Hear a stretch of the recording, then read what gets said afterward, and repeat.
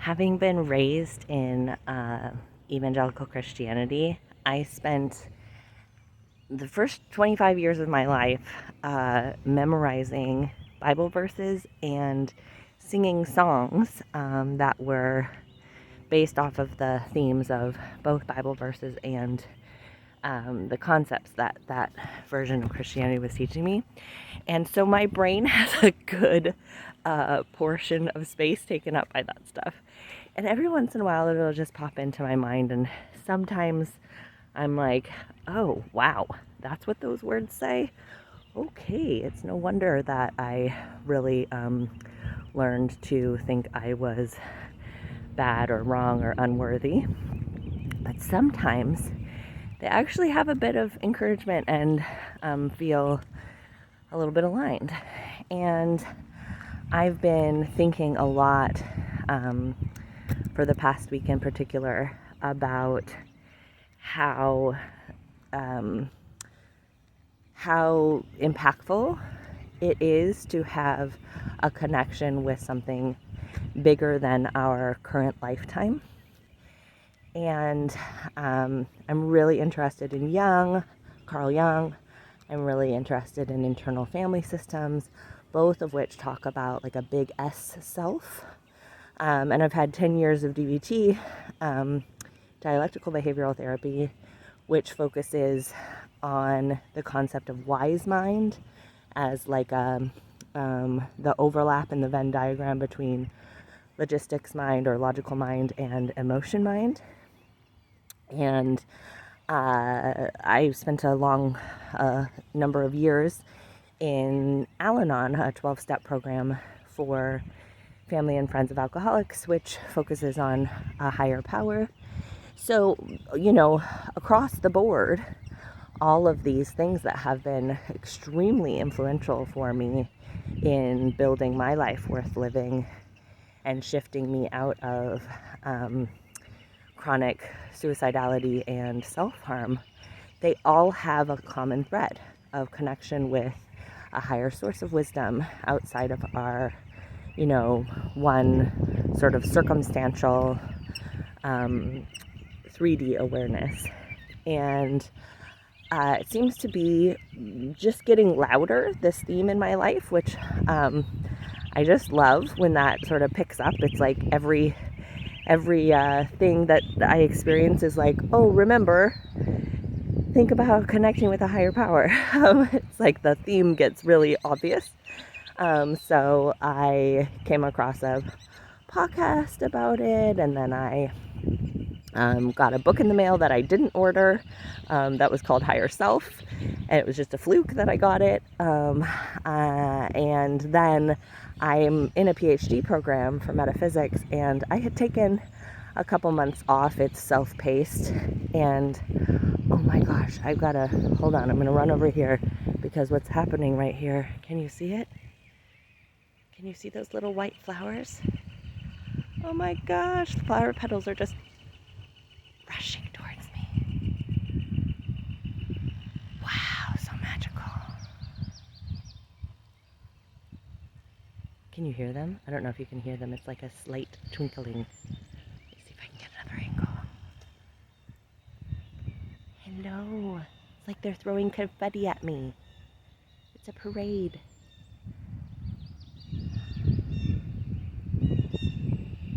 That's actually really sweet because I didn't make it to the Pride Parade this year. And so instead I just felt the experience of being at the parade. And this is exactly how it feels. So they give it to me in real life too. I love it. Thank you.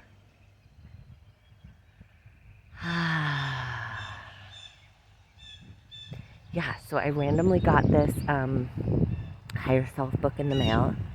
And then I had taken a few months off of my PhD program because I was like, of the coursework for it. I was like, I'm not feeling it. I'll come back to it when I feel it. And last night, very surprisingly, I was grabbing a book to bring to my kiddos' soccer practice because I just sit there, rather than go back and forth because it's not enough time to really do anything. And I was like, no, I'm going to grab my PhD stuff. So I grabbed it, and then guess what the first lesson was in the coursework? It was on connecting with the higher self and higher power. And I just couldn't believe it. It's like, oh, here comes a car. It's like, all that, moments of being like, I don't want to do it. It's because I wasn't ready for it. And moments of being like, oh, am I slacking? Should I be? Blah, blah, blah, blah, blah. No, it was just because it would line up better with circumstances now. Ugh, so cool. So anyways, then this morning, what popped into my head was this old song that it goes, do you believe in God? Do you say you love Jesus? He'll be where you are, and he never will leave you. Sing to me now words that are true, so all in this place can know it. Anyways, I used to love that song, and one of the things that I learned from the podcast, let's go the other way because that's a little bit of maybe a weed whacker. So one of the things I learned from that podcast that was with Mayim Bialik and Dr. Lisa Miller on Mayim Bialik's breakdown, you can look it up, was this idea that when we feel alone, both in our just lives and like on the planet, it can be incredibly powerful to recognize that we are not alone, because we have either this higher self or this higher power or ancestors or guides or angels that are with us. And she talks about how that feeling of being loved and guided and supported then allows us to be in the ventral, from a polyvagal perspective, where we are calm and connected, and it then allows us to love, support, and guide those around us, which I thought was just such an incredible extension of my own understanding of ventral. I had, regularly been sharing with folks, like, you don't need humans to co-regulate with. A lot of us are like, yeah, but look how pretty. Oops, got snagged. You see all that?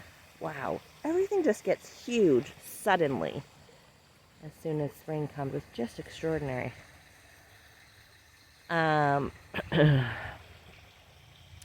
So, what was I saying? So a lot of people understand ventral as co-regulation, and they think, oh, it's connecting with another human in safety. And it's like, sure, that's awesome if you can access that. But tons of us don't have that regularly. Tons of folks don't have regular human connection that feels safe. Not to mention the fact that lots of folks work online from home, especially since the pandemic. So you may not have any human connection, let alone human connection that feels safe. And it can feel really lonely and defeating. And I'm quick to remind folks, it doesn't have to be people. You can co-regulate with a tree or with a picture of the ocean or with, a memory of yourself from the past. You can bring your current self to be loving and supportive to your past self, and you can bring your future self to bring love and connection and support to your current self. And this expansion of the definition of ventral that Dr. Lisa Miller shares is that this God self, or this higher self, or guides, ancestors, angels, whatever words are right for you, even if it's nature's intelligence. I often share with folks that for myself, when I have times when I'm like, I don't want to believe in God or higher self or higher power, I just feel like skeptical of everything and whoever designed this is fucked up, then I will go back to like whatever is the intelligence that grew a child within my body, the intelligence that shows the spiders how to weave these, sacred, geometrically perfect webs. The intelligence that keeps the Earth and all the planets on their gravitational tracks in perfect,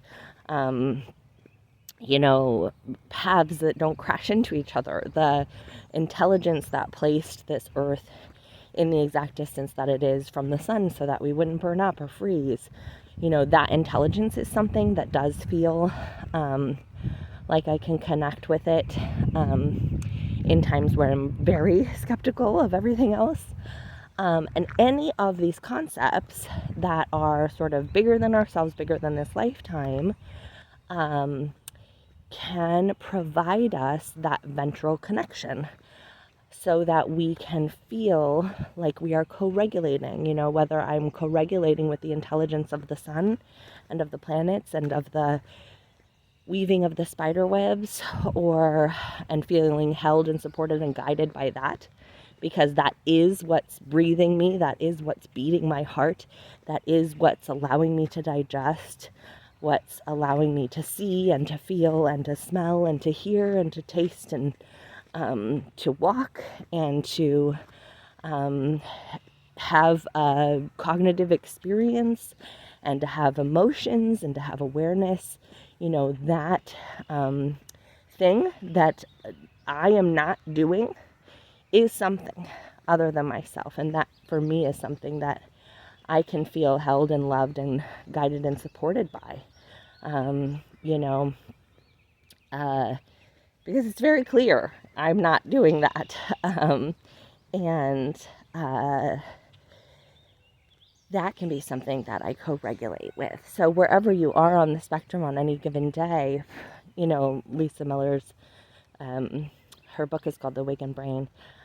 She's a neuroscientist who has really identified that one of the main or the most reliable differentiation between folks who have significant, depression or anxiety or lack of happiness in their life and those who do is a connection with something of that nature, something bigger than themselves, bigger than this lifetime, that creates the experience of not being alone, the experience of being held and known and loved.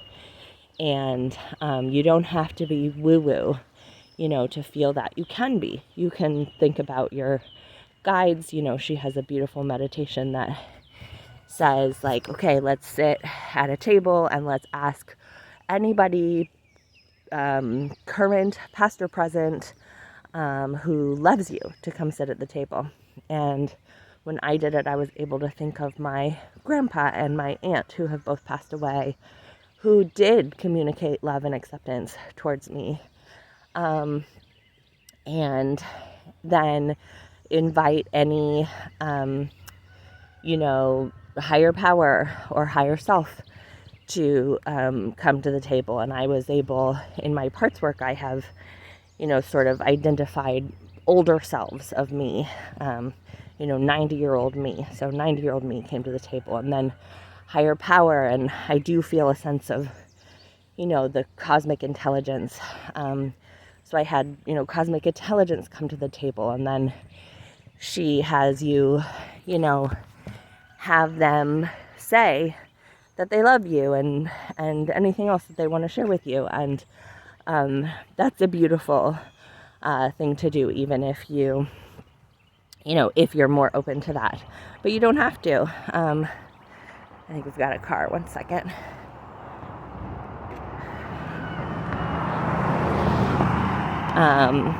So that connection is like a huge differentiator in terms of people's experience of mental health, which she was startled to find. She didn't start off with that hypothesis. She was doing like a gigantic study of millions of Americans, and the one differentiator was if people went to a place of worship regularly. And then they've fine-tuned that over the years, and they've identified 3 things. I can't remember all 3. One was, this awareness and relationship with the higher self or the higher power. Another was love for others, being of service to others or being invested in the well-being of others. But, for the sake of today, I primarily wanted to convey that if that's something that you don't feel like you have, it could be really interesting to explore what that could look like for you. And I really like the term conscious contact that they use in 12 steps, because it communicates that you can't is a silly word, but it's not just about, believing that this thing is in your life. It's also about connecting with it regularly. So conscious contact, so I'm intentionally connecting with this team or intelligence that is loving and guiding and supporting me. And what are some simple ways to do that? Well, I don't like to add a whole lot of pressure or have-tos to my life because I tend to get resentful of them.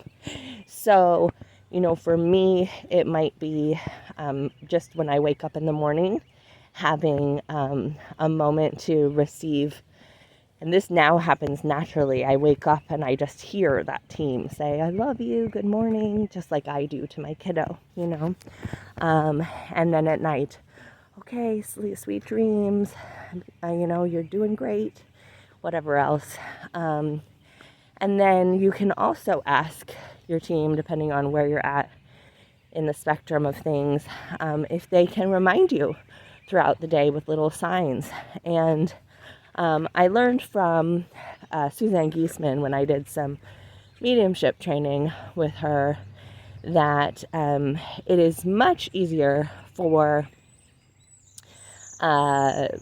non-physical beings or higher power to offer you something that they're going to use as a sign than to tell them what they should use as a sign. So let's say I could say to my higher power, like, please show me apples today to show me that you love me. It's a little harder for them to coordinate something like that. But if you ask them, what would you like to show me today to remind me that you love me? And then wait and see what pops into your mind. It's going to feel risky because if something super random pops into your mind, you're going to be like, oh my God, they're not going to be able to show me that, But they actually are working with past, present, future information. So it's much easier for them to coordinate something that they already know is going to be in your day and tell you that. So for example, I was connecting with someone yesterday and we tried it and they were like, I don't know. They said purple elephants. And I started cracking up because right in the center in front of my computer, I have an amethyst elephant. And so I lifted it up and was like, as they were saying, we're never going to see that. I was like, well, you actually are. It was so classic. And then when I tried this several years ago with my kiddo for the first time, he said a teepee. And I was like, oh my gosh, we're never going to see a teepee. And then I was making dinner and sort of arguing with my team. Like, why did he do that? Why did they do that? Why did they tell him teepee? Because now we're never going to see a teepee and now he's not going to believe and blah, blah, blah. And he was like, hey, I need help on a homework question. And I came over to the kitchen table. And sure enough, the question he was on was a geometry question about finding the, area of a cone shape. And it was a picture of a teepee. So, they know what they're doing. But yeah, you can do little check-ins, 30-second check-ins. You can do, tell me what to look for. to remind me. You can do bigger things if you want. You could sit down with a journal and say, hey team, what would you have me know, and do some automatic writing. You could sit down and do some sort of guided meditation or a silent meditation. You could take a walk and say, I'd like to feel your presence during the walk.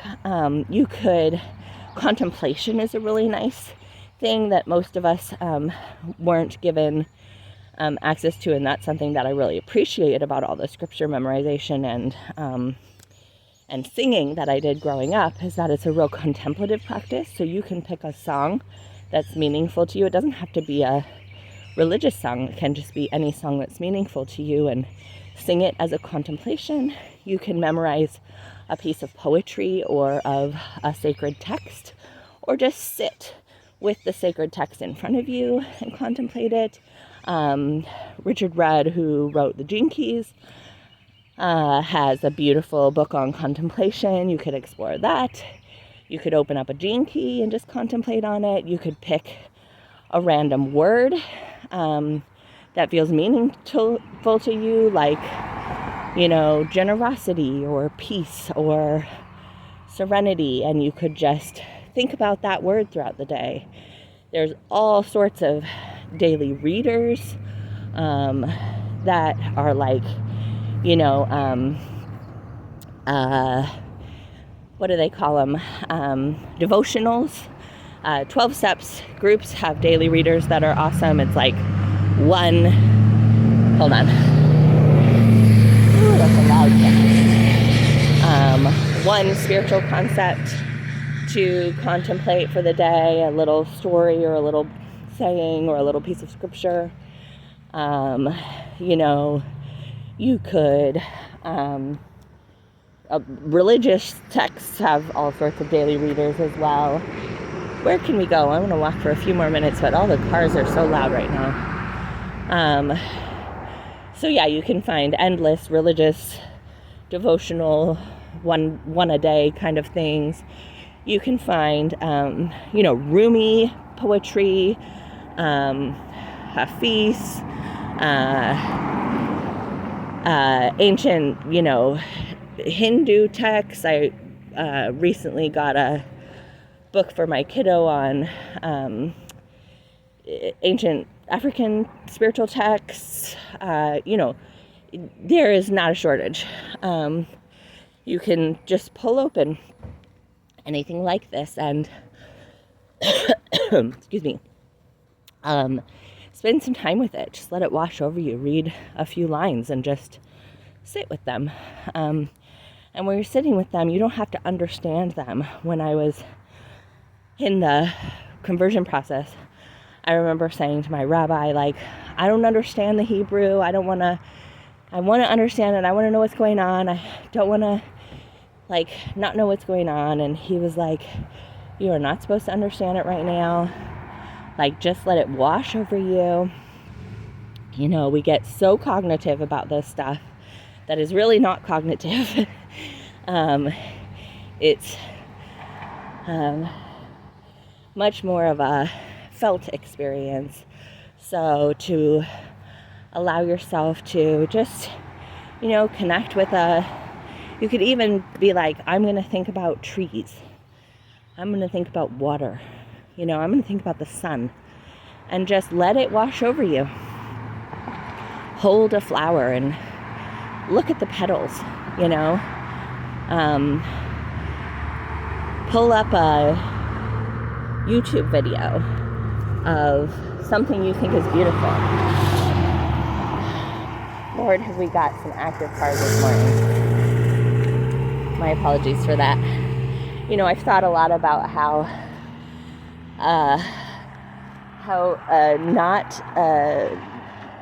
not according to what you would think would make sense for making a video, my walking videos are.